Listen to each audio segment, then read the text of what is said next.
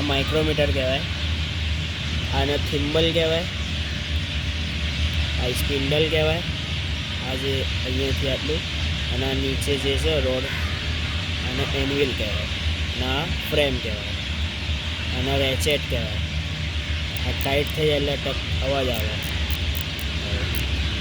બરાબર.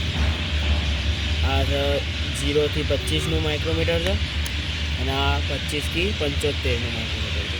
આનાથી ઉપર આવે 75 થી 100નું આવે, 100 થી એવું ઉપર આવે, એમ એ બધા નથી. અને આના માપવા ઓલે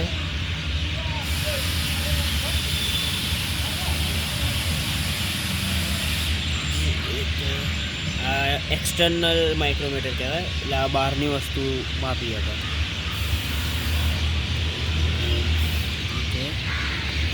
આમ માપી લીધું, પછી આ ટાઈટ થઈ જાય એટલે આવી રીતે અવાજ આવે. ઓકે, આનું લિસ્ટ રેડી છે.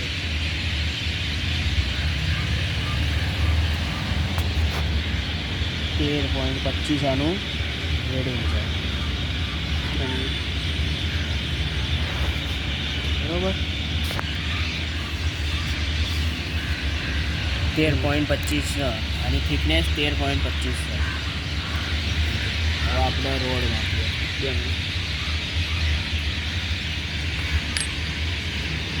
આપણે સાફિંગ માપીએ. અને પકડવાની રીત આમ છે, આમ આમ, અને આને માપવાનું.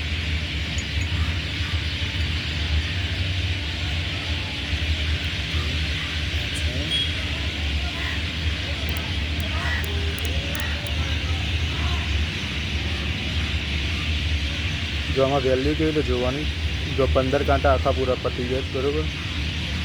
15 ઉપર 50 ઉપર 50 ઉપર 50 એટલે 15.5 અને બીજા 45 એટલે 15.95 95 બીજા 97 15.97 છે. 15.97 ની આ ડાયામીટર છે, 15.97 નો ડાયામીટર છે, બરાબર.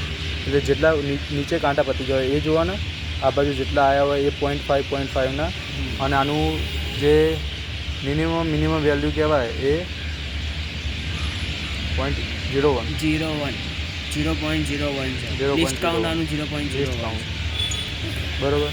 આ એનું લોકિંગ સિસ્ટમ, અહીંયાથી આપણે વસ્તુ લોક કરી દેખાય, બરાબર. આ મોટું માઇક્રોમીટર.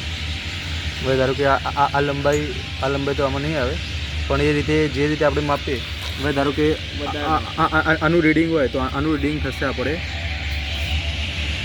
જો અહીંયા 25 થી સ્ટાર્ટ થાય, આ 25 થી સ્ટાર્ટ થાય, 25, 26, 27, 27.5, અને હવે ધારો કે 27.5 એક્ઝેક્ટ કરું તો આ થઈ ગયું 27.5, બરાબર.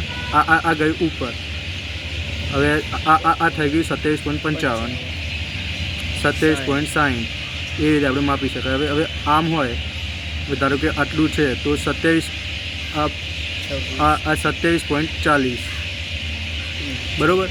એ રીતે આપણે આ વેલ્યુ આમાં મળી આપણે મેજર વસ્તુ કરીએ છીએ.